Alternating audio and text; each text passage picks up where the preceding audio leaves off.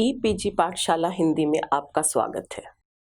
मैं डॉक्टर रोहिणी अग्रवाल महर्षि दयानंद विश्वविद्यालय रोहतक के हिंदी विभाग में प्रोफेसर के रूप में कार्यरत हूँ। आज हम प्रश्न पत्र स्त्री लेखन के अंतर्गत स्वातंत्र्योत्तर स्त्री उपन्यास इकाई पर चर्चा करेंगे। इस इकाई के अध्ययन के उपरांत आप स्वातंत्र्योत्तर स्त्री उपन्यासों से परिचित हो सकेंगे। स्वातंत्र्योत्तर स्त्री उपन्यासों के माध्यम से उस समय के स्त्री जीवन के संदर्भों और प्रश्नों को समझ सकेंगे और उस समय स्त्रियों की दशा और दिशा का विश्लेषण कर सकें। आधुनिक गद्य साहित्य की शुरुआत के साथ ही हिंदी उपन्यास लेखन में स्त्री रचनाकारों का प्रवृत्त होना कोई सामान्य घटना नहीं है।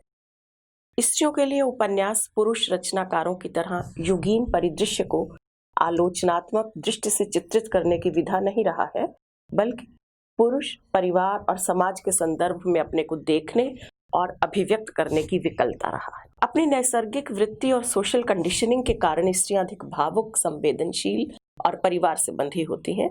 संवेगों की तीव्रता और प्रजनन की क्षमता के कारण उनकी मूल प्रकृति, संबंध और मनुष्य को बचाने की प्रक्रिया में तल्लीनता, जिजीविषा और संघर्ष को उनकी रचनात्मकता का केंद्र बिंदु बना देती हैं। इसी कारण उनके उपन्यास गहरी मार्मिकता के साथ प्रगाढ़ आत्मीय संबंधों को बुनते हुए जहां पाठक को अपने साथ बहा ले जाते हैं, वहीं पुरुष रचनाकारों के उपन्यासों में अपने से छिटक कर समय के साथ रूबरू होने का वस्तुगत प्रभाव पाठक को बौद्धिक दृष्टि से आंदोलित करता है। स्त्रियों के लिए उपन्यास अपने रुद्ध मनोवेगों और दमित भावोच्छ्वासों को अभिव्यक्त कर देने का एक माध्यम है, लेकिन इसके साथ ही वह अपनी मूल प्रकृति में घर के आंगन में एकत्रित स्त्री समूह के पीड़ा और आकांक्षाओं के सामूहिक गान के रूप में अधिक उभरता है। परंपरा से स्त्रियों के हिस्से में थोड़ी सी जमीन, थोड़ा सा आसमान आए हैं, इसलिए उनकी उड़ान भी बहुत छोटी है। खुले व्योम में तैरकर दूर तक निकल जाना और फिर गुम हो गई वापसी की राहों को तलाशने की बजाय नई राहों को ही अपनी मंजिल बना ले जाना, यह स्त्रियों की प्रकृति में बिल्कुल नहीं है। इसलिए उनकी रचनाओं में सीमाओं के अतिक्रमण का हौसला नहीं, भीतर तक बींध देने वाली जड़ताओं और बेड़ियों की खुर्दबीनी जांच का आग्रह है।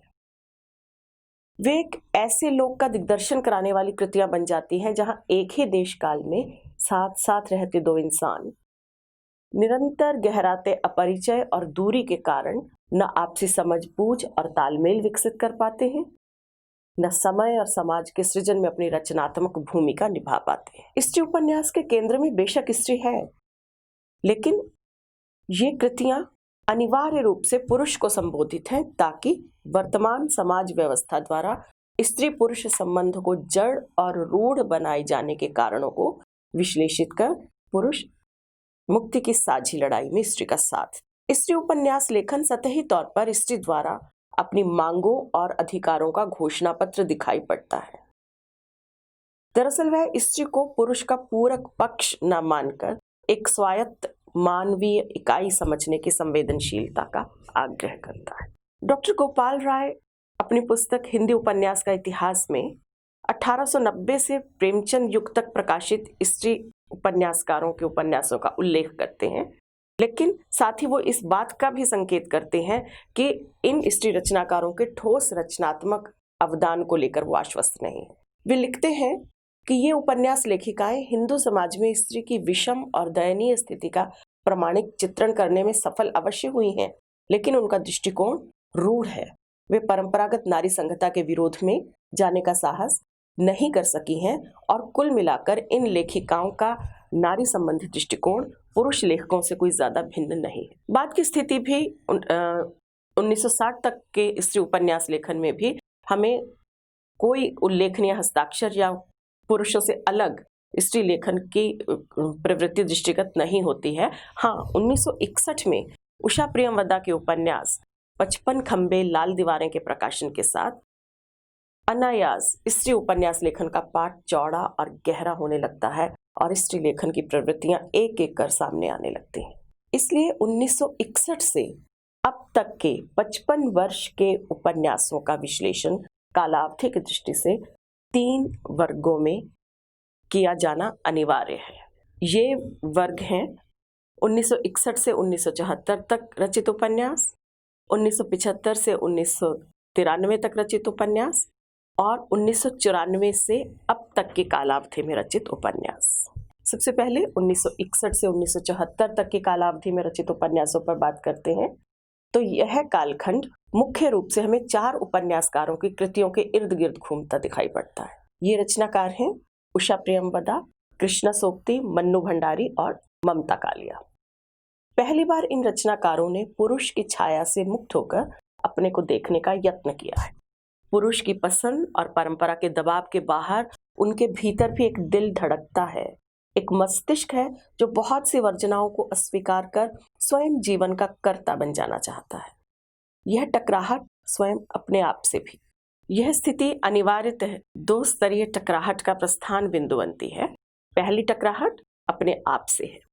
स्त्री जानती है उसके अंतस के निर्माता घटक हैं भीतर बैठी हीनता ग्रंथि, असुरक्षा और भय का भाव, प्रतिकूल परिस्थितियों में निर्णय को मुलतवी करते जाना और किसी अन्य द्वारा निर्णय लेकर उसे उबार लेने का भाव। यह स्त्री विचारशील जरूर हुई है, लेकिन भावुकता के सीलेपन से उबरकर तार्किक चिंतन की चटकीली धूप को अपने मन आंगन में फैलने नहीं देती। उषा प्रियंवदा का उपन्यास 55 खंबे लाल दीवारें और रुकोगी नहीं राधिका, मन्नू भंडारी का उपन्यास आपका बंटी, कृष्णा सोबती के उपन्यास मित्रों मरजानी और सूरजमुखी अंधेरे के उनकी इसी मनोवृत्ति के उदाहरण हैं।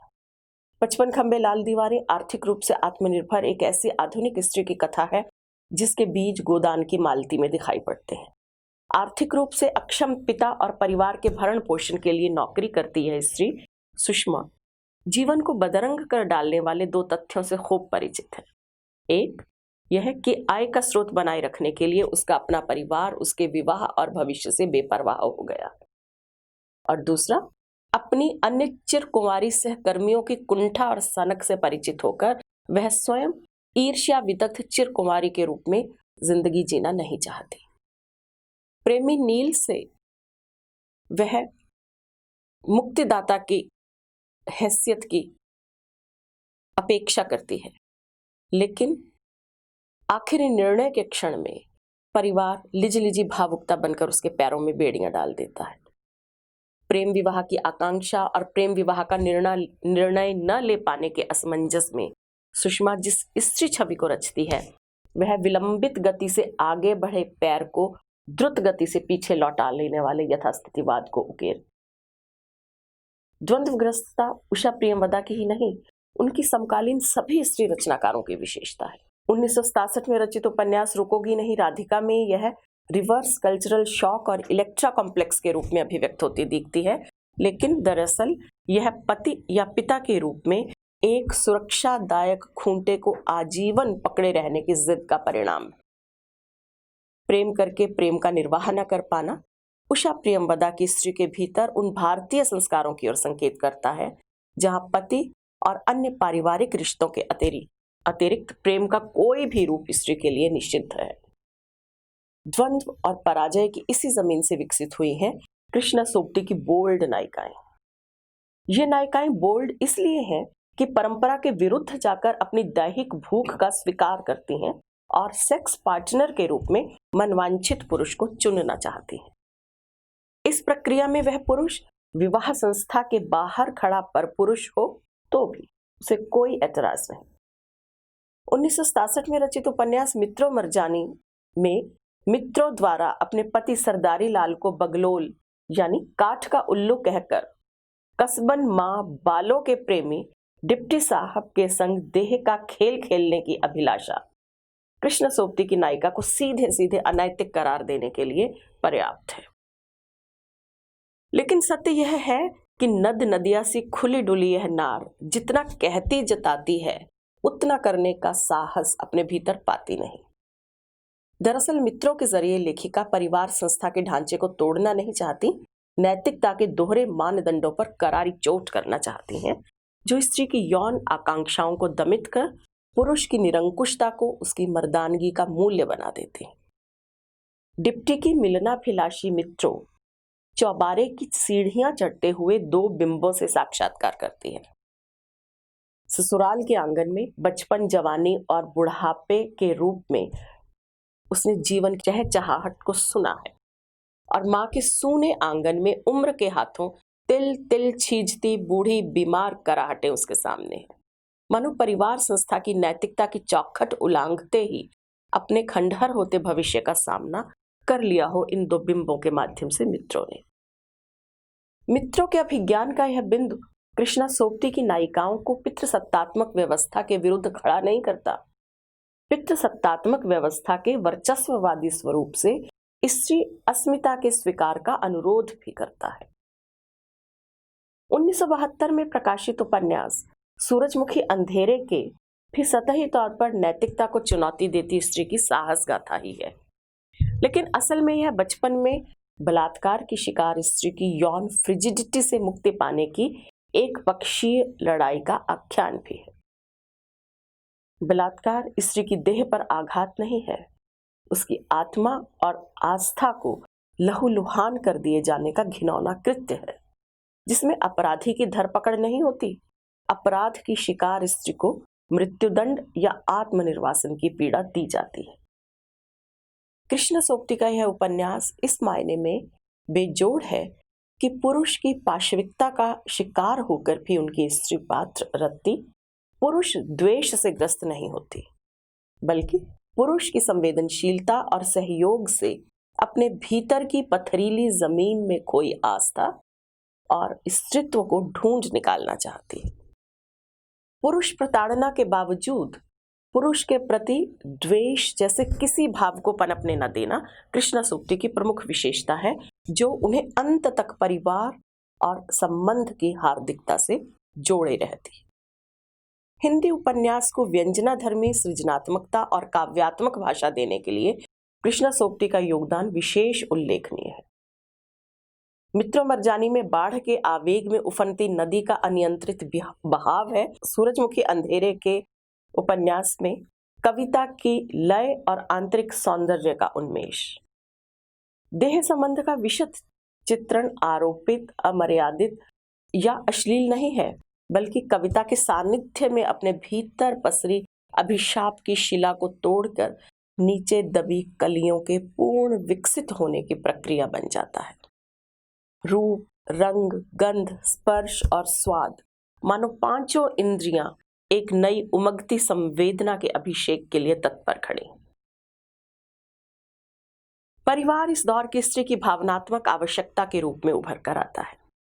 1971 में रचित उपन्यास आपका बंटी की तलाकशुदा शकुन इस मान्यता की पुष्टि करती है, लेकिन साथ ही पूर्ववर्ती रचनाकारों से एक कदम आगे जाकर विघटनशील दाम्पत्य संबंध को परे फेंकने का जोखिम भी उठाती। लेखिका के वक्तव्य के अनुसार उन्होंने बेशक इस उपन्यास को तलाकशुदा मां की संतान की मनोवैज्ञानिक पीड़ा को संदर्भ देने के लिए लिखा है, लेकिन वस्तुतः यह तलाकशुदा स्त्री की असुरक्षा और डाह को अभिव्यक्त करता है, जिसके लिए पुनर्विवाह अपने एकाकी जीवन को सकारात्मक दिशा देने की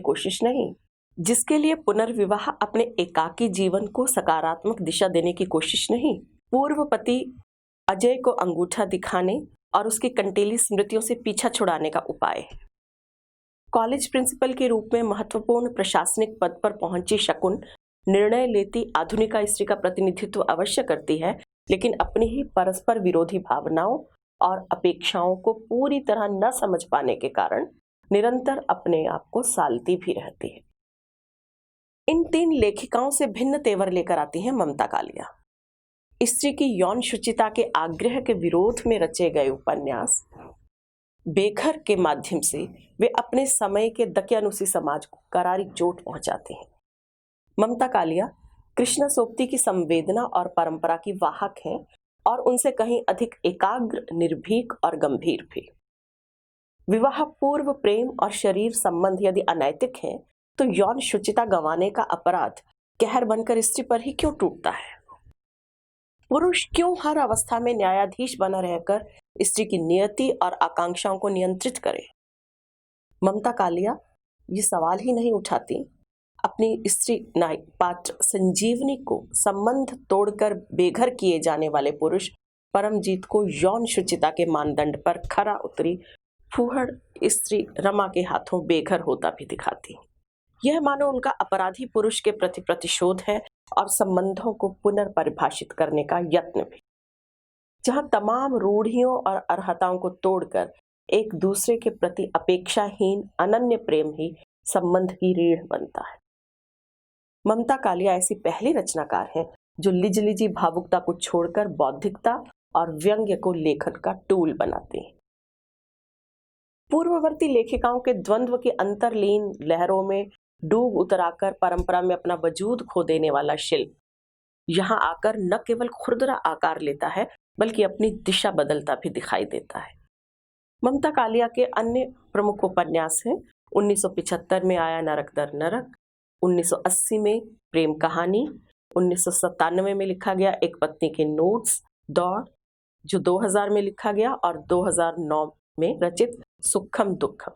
14 फेरे और कृष्णकली उपन्यासों के माध्यम से हिंदी उपन्यास में अपनी अलग पहचान बना लेने वाली शिवानी स्त्री के संघर्ष को कोई नया आयाम नहीं देती, बल्कि अपनी समकालीन रचनाकारों का विलोम रचते हुए वे रीतिकालीन बोध से संस्कारित स्त्री को नायिका बनाती हैं।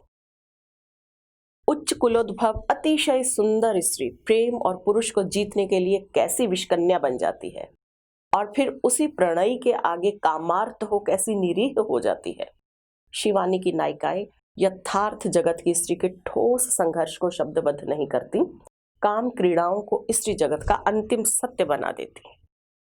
इसीलिए परंपरागत आलोचना और स्त्रीवादी आलोचना दोनों उन्हें गुलशन नंदा जैसे सस्ते साहित्य का अभिजात संस्करण कहकर खारिज करते आए। शिवानी के बाद उनकी परंपरा में लिखने वाली अन्य किसी कथाकार के दर्शन हमें नहीं होते।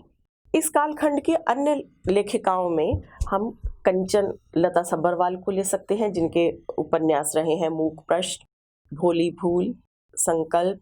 सुनीता जैन को ले सकते हैं, जिन्होंने बौज्जू, सफर के साथी, बिंदु, अनुगूंज और मरणातीत जैसे उपन्यास दिए। दिनेश नंदिनी डालमिया को ले सकते हैं, जिन्होंने मुझे माफ करना, आहों की बैसाखियां और कंदील का धुआं जैसे उपन्यास दिए। अब हम लेते हैं 1975 से 1994 तक की कालावधि में रचित स्त्री उपन्यासों की प्रमुख प्रवृत्तियां। 1975 से 1994 तक के कालखंड में अनेक लेखिकाएं दृश्य पटल पर उभरती हुई दिखाई पड़ती हैं, लेकिन ममता कालिया के बेलौसपन और सधी दृष्टि को मृदुला गर्ग और एक सीमा तक नासिरा शर्मा के अतिरिक्त और कोई रचनाकार आगे नहीं ले जा सके। 1975 में उसके हिस्से की धूप के प्रकाशन के साथ मृदुला गर्ग की उपन्यास यात्रा शुरू होती है, जो 2009 में प्रकाशित मिलजुल मन तक विकास के अनेक पड़ाव पार करते हुए स्त्री की जातीय अस्मिता और संघर्ष को राजनीतिक सांस्कृतिक संदर्भों के साथ अभिव्यक्त करती है। सतही तौर पर उसके हिस्से की धूप मन्नू भंडारी की कहानी यही सच है की याद दिलाता है, लेकिन मृदुला गर्ग की नायिका मनीषा यही सच है कि नायिका दीपा की तरह दो प्रेमियों में से किसी एक के चयन को लेकर दुविधाग्रस्त बनी नहीं रहती, बल्कि अपनी आकांक्षाओं और प्राथमिकताओं के अनुरूप निर्णय लेकर वांछित पुरुष का चयन भी करती है। दरअसल उपन्यास की कहानी स्त्री के वर्ण की स्वतंत्रता है ही नहीं, प्रेम के नाम पर इस या उस पुरुष के बीच झूलती स्त्री की अकर्मण्यता और व्यक्तित्वहीनता के दंश की ईमानदार अभिव्यक्ति है। प्रेम में इतना घनत्व नहीं होता कि वह जीवन के खोखलेपन को भर दे। मनीषा के संज्ञान का यह बिंदु स्त्री के भीतर रीतिकालीन नायिका देखने की अभ्यस्त पुरुष मानसिकता पर करारी चोट करता है। साथ ही स्त्री को भी रूढ़ और आरोपित छवियों से मुक्त कर अपने को मनुष्य के रूप में देखने का विवेक देता है कि किसी की पत्नी या प्रेमिका मात्र बनकर क्या कोई इंसान जीवन में सार्थक और सकारात्मक करने का संतोष पा सकता है। मृदुला गर्ग भी कृष्णा सोबती की तरह रूढ़ नैतिकता को चुनौती देती हैं, लेकिन उनकी टकराहट स्त्री को उसकी सहजात ग्रंथियों से मुक्त कर फिर से नेपथ्य या हाशिए तक सीमित कर देने के लिए नहीं है, बल्कि स्त्री को समाज के बीचों बीच जाकर अपनी लड़ाई लड़ने का विवेक भी देती है। अपनी इसी भावभूमि का विस्तार करते हुए जब वे 1979 में चितकौबरा जैसा उपन्यास लिखती हैं, तो अश्लील लेखन का आरोप लगाकर उन पर मुकदमा भी चलाया जाता है। लेकिन वास्तविकता यह है कि किसी भी कुशल डॉक्टर की तरह वे पर्दे में दबे घुटे बदबूदार नासूर को उघाड़कर एकदम सामने ले आती। वैवाहिक बलात्कार की विभीषिका झेलती नायिका मनु जिस यांत्रिक ढंग से देह संबंध को ऑपरेशन टेबल पर पड़े मुर्दे की चीर-फाड़ की प्रक्रिया या वैश्यालय में हो रहे व्यभिचार में तब्दील करती है, वह रागात्मकता और हार्दिकता से रिक्त दाम्पत्य संबंध को कटघरे में खींच लाता है। दाम्पत्य संबंध पत्नी के नसीब में आजीवन गुलामी लिखने की पट्टेदारी नहीं है, वह देह से ज्यादा मन के संवाद का संबंध है। जाहिर है इसके लिए पुरुष से अपेक्षा की जाती है कि स्त्री को सबसे पहले इंसान के रूप में समझे जाने की संवेदना अपने भीतर विकसित करे। कठगुलाब हालांकि कालानुक्रम की दृष्टि से 1996 यानी बाद की रचना है, लेकिन मृदुला गर्ग की स्त्री विषयक अवधारणाओं को केंद्रीभूत रूप में इस उपन्यास में देखा जा सकता है। इको फेमिनिज्म और यूनिवर्सल सिस्टरहुड जैसी अवधारणाओं की पीठिका पर रचित यह उपन्यास कठगुलाब नामक झाड़ी को प्रतीक बनाकर स्त्री पुरुष संबंध की संवेदनशीलता और नजाकत को रेखांकित करता है। लेखिका की मान्यता है कि स्त्री पुरुष संबंध गेंदा गुलाब मोतिया की झाड़ी की तरह नहीं है कि ऋतु आने पर फूल देने लगेंगे। अपनी मूल प्रकृति में ये कठगुलाब की झाड़ी की तरह है जो प्रजनन ऋतु में असंख्य कलियों से लदकर तब तक पुष्प विहीन बनी रहती हैं जब तक पानी की बौछारें उन कलियों के अंतस्तल को नम न कर दें। मृदुला गर्ग मानती हैं स्त्री पुरुष संबंध के साथ साथ सृष्टि की अनवरतता को बनाए रखने के लिए स्त्री और पुरुष दोनों को एक दूसरे के प्रति न केवल उदार और संवेदनशील होना होगा, बल्कि भविष्य की रक्षा के लिए हर तरह के वैचारिक मानसिक भावनात्मक बंजर को मिलजुल कर उर्वर बनाना होगा। मृदुला गर्ग का यह अपराध बोध से मुक्त मृदुला गर्ग का यह उपन्यास इस मायने में बेजोड़ है कि यह पहली बार हीनता ग्रंथि और अपराध बोध से मुक्त स्त्री की रचना करता है जो अपनी अंतः शक्तियों को संजोकर अपने अधिकारों और समाज के निर्माण की लड़ाई लड़ती है। उनकी स्त्री कोख को अपनी कमजोरी नहीं ताकत मानती है और इस प्रकार परिवार संस्था के प्रति अपनी आस्था को निबद्ध करती है। कृष्णा सोबती की भांति मृदुला गर्ग उत्पीड़क पुरुष को क्षमा नहीं कर पाती, लेकिन इतनी आकांक्षा अवश्य पालती है कि स्त्री हृदय पाकर पुरुष अर्धनारीश्वर की अवधारणा को एक बार फिर साकार कर दे। व्यंग्य एक महत्वपूर्ण औजार की तरह उनकी सभी कथाकृतियों में उपस्थित हुआ है। उनकी अन्य कृतियां हैं 1976 में रचित वंशज, 1980 में लिखा अनित्य उपन्यास, 1984 में मैं और 2000 में रचित मिलजुल मन। मंजुल भगत कहानीकार के तौर पर ज्यादा मानी जाती हैं, लेकिन 1976 में रचित उपन्यास अनारों के साथ वे द्वंद्वग्रस्त नगरीय समाज की शिक्षिता और आधुनिका कही जाने वाली स्त्री के ठीक विपरीत निम्न वर्गीय अशिक्षित स्त्री को स्त्री सशक्तिकरण के मानक के रूप में गढ़ती हैं। अनारो उपन्यास की अनारो स्मृति में महादेवी वर्मा के रेखाचित्र सबिया को ले आती है, लेकिन पति द्वारा सौत ले आने पर रोती पिटती उसी के कदमों में पड़े रहने की बाध्यता वह नहीं मानती। रंगरलियां मनाते भगौड़े पति की ओर से बेपरवाह वह जिस निर्भीकता, निर्णय लेने की क्षमता और आत्मविश्वास से अपने छोटे छोटे दोनों बच्चों को पैरों पर खड़ा करती है, फिर उनका ब्याह करती है, वह सचमुच आधुनिक स्त्री की विशिष्टताओं की ओर ही संकेत करता है। मंजुल भगत की शैली चित्रकार की शैली है। शब्दों और भंगिमाओं के जरिए वे चरित्रों को बिंबों में सर्जित करती चलती हैं।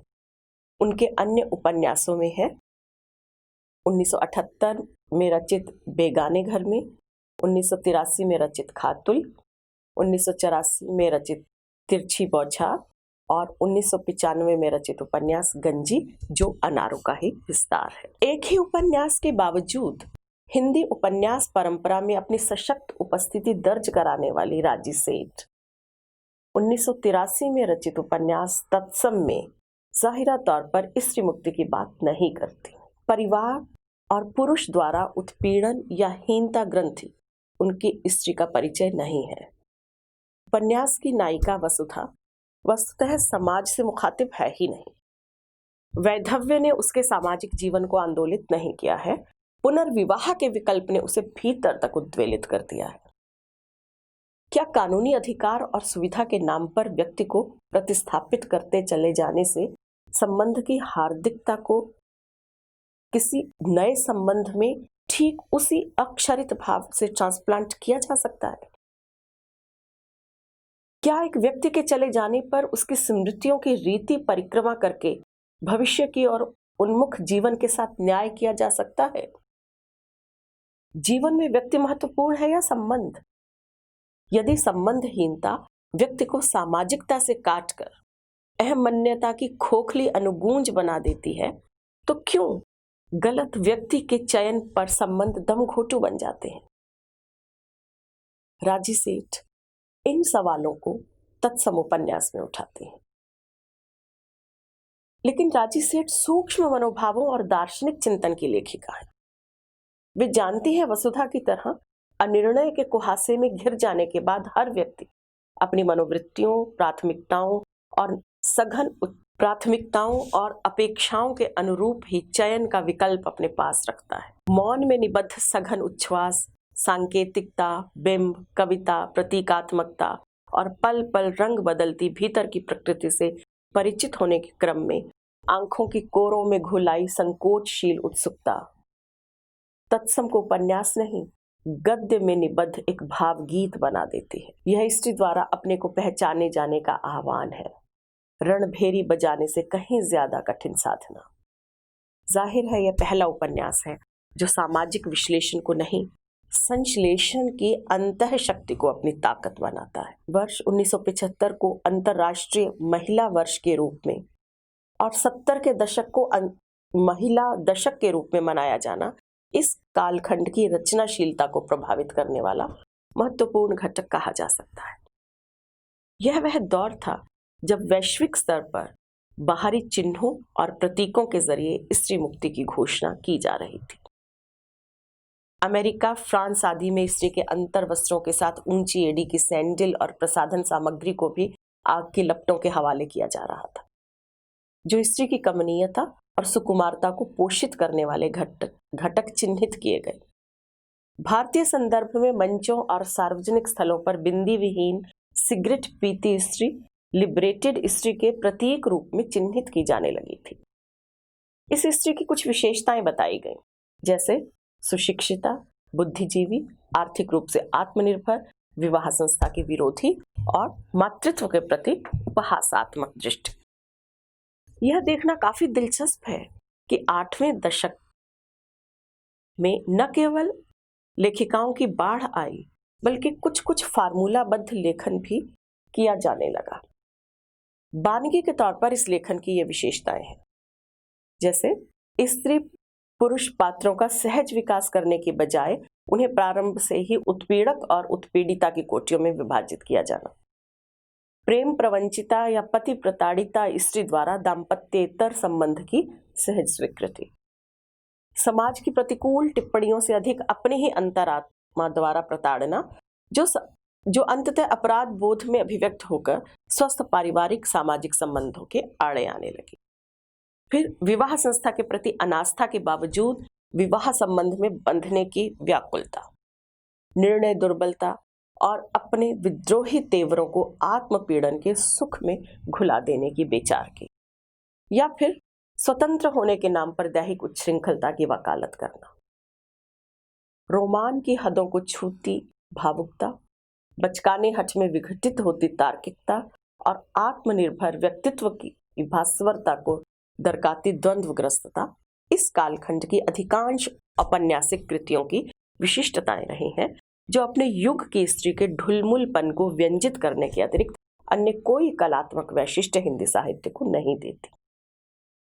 इन लेखिकाओं में शशि प्रभा शास्त्री, कुसुम अंसल, दीप्ति खंडेलवाल, सूर्यबाला, मेहरुनिसा परवेज, कृष्णा अग्निहोत्री आदि को लिया जा सकता। नासिरा शर्मा इन लेखिकाओं में अपनी अलग पांत बनाती हैं।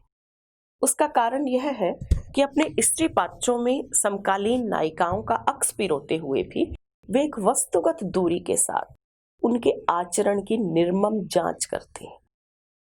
1987 में आए शाल्मली और फिर 1979 में रचित ठीकरे की मंगनी उपन्यासों में उन्होंने स्त्री को लेकर स्त्री और पुरुष की सोच में पाए जाने वाले बुनियादी अंतर को स्पष्ट किया है। शाल्मली 50 के दशक के उत्तरार्ध में पैदा हुई उस पीढ़ी की कथा है जिसने अपने उदार मना पिता के प्रभाव स्वरूप पुत्रवत लालन पालन और लैंगिक समानता की अवधारणा को संस्कार में पाया है। लेकिन जैसे जैसे बड़ी होकर अपनी आंख और बुद्धि के साथ दुनिया को देखने और तौलने की दृष्टि उसके भीतर पनपने लगती है, वह पाती है पिता के उदार चेहरे के पीछे कहीं एक सामंत छिपा बैठा है जो उसके निर्देशों को अस्वीकार कर अपना रास्ता बनाती बेटी के प्रति संवेदनहीन हो गया है। लेखिका इस सवाल को लेकर खासी परेशान है कि आखिर स्त्री मुक्ति है क्या? स्त्री की लड़ाई किससे है? दरअसल लेखिका उन्मुक्त स्त्री को गृह भंजक की छवि में रिड्यूस कर दिए जाने के सामाजिक षड्यंत्र से उद्वेलित है। इसलिए शाल्मली में कैरियर और स्वतंत्रता के नाम पर परले दर्जे की स्वार्थी, सुविधा भोगी और सामंती मानसिकता से ग्रस्त आधुनिक स्त्रियों और तथाकथित बुद्धिजीवी स्त्री चिंतकों पर चोट करने में वो कोई कोर कसर नहीं छोड़ती। ठीकरे की मंगनी उपन्यास के जरिए वे ऐसी संघर्षशील स्त्री की छवि को आधुनिक स्त्री का पर्याय बना देना चाहती हैं जो प्रेम और संबंधों में मात खाकर टूटती नहीं, अपनी शिक्षा, स्वाभिमान और संकल्प दृढ़ता के बल पर अपना मुकाम बनाते हुए हाशिए के अन्य तबकों को भी साथ लेकर चलती है। ठीकरे की मंगनी की नायिका महरूख हिंदी उपन्यास के जीवट वाले उन चुनिंदा पात्रों में से एक हैं जो अपने बल पर अपनी जमीन खुद बनाते हैं। नासिरा शर्मा की विशेषता है कि वे भावनाओं के उफान में अपने स्त्री पात्रों को विचलित नहीं होने देती, बल्कि संघर्ष के घटाटोप में निसंग चिंतन को उन्हें थाती के रूप में सौंपती है। इस कारण उनकी भाषा न केवल विश्लेषण परक है, बल्कि ऐसे अनेक सूत्र वाक्यों की रचना करती चलती है जिनका संबल लेकर पितृसत्तात्मक समाज व्यवस्था की पड़ताल अनेक आयामों के आधार पर की जा सकती है। उनके अन्य उपन्यास हैं जिंदा मुहावरे, पारिजात, अक्षयवट, कुइयां जान आदि। उल्लेखनीय है कि स्त्री उपन्यास लेखन के स्वरूप को सुस्थिर और उन्नत करने के लिए उत्तरदायी तीनों लेखिकाएं यानी उषा प्रियंवदा, कृष्णा सोबती और मन्नू भंडारी इस कालखंड में भी रचनारत रही हैं। विशेष रूप से मन्नू भंडारी और कृष्णा सोबती ने अपने सरोकारों का विस्तार करते हुए स्त्री प्रश्नों से इतर राजनीतिक सांस्कृतिक सवालों से टकराने की कोशिश भी की है। आश्चर्य नहीं कि परवर्ती रचनाकारों के लिए वो एक नया ट्रेंड भी सेट करती है।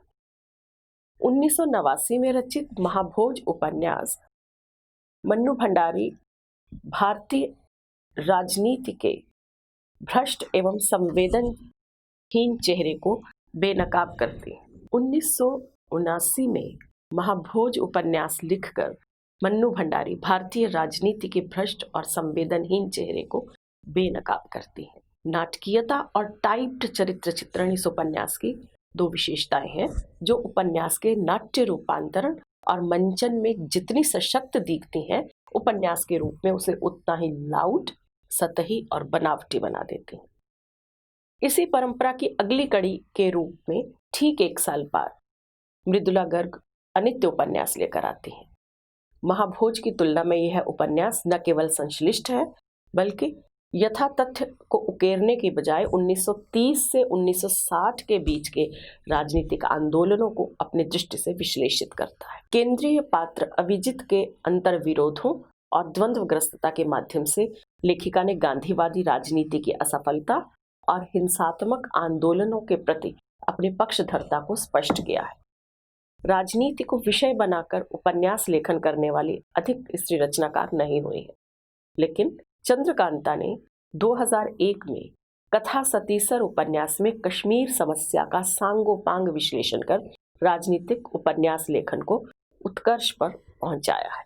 इस कालखंड में दूसरी रचनाधारा भी 1979 में कृष्णा सोबती के जिंदगी नामा के रूप में प्रकाश में आई है।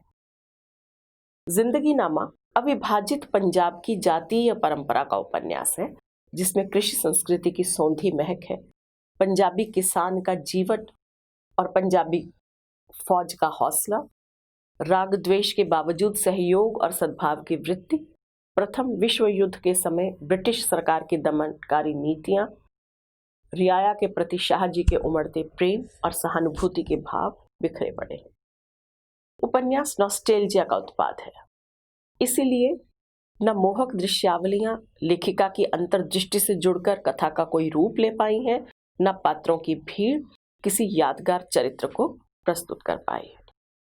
लोकगीतों, किस्से कहानियों और पंजाबी शब्दों के अतिरंजित प्रयोग से लेखिका ने पंजाब की सांस्कृतिक समृद्धि को उकेरने की कोशिश की है, लेकिन किसी सरोकार से न जुड़े होने के कारण वह सारा आयोजन निष्प्रभ रह जाता है।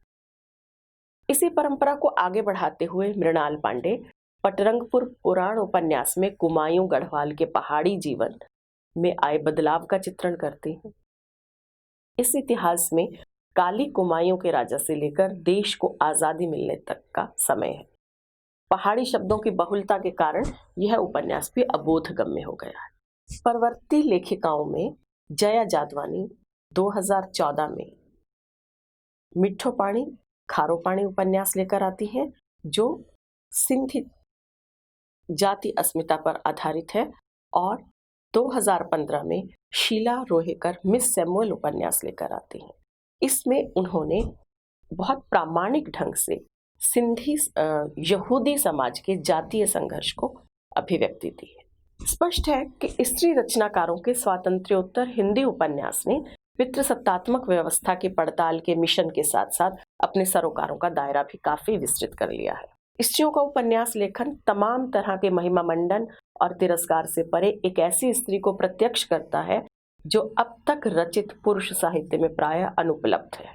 इस प्रकार यह न केवल साहित्य में पुरुष वर्चस्व को तोड़कर उसे अधिक लोकतांत्रिक और बहुआयामी बनाता है, बल्कि यशपाल, महादेवी वर्मा, वर्जीनिया वुल्फ और सिमोन द बहुआ की इस मान्यता को पुष्ट करता है कि अनुमान के सहारे दूसरे के चरित्र चित्रण का अहम दरअसल अपने ही भय और हीनता को छुपाने की बेचार की है। धन्यवाद।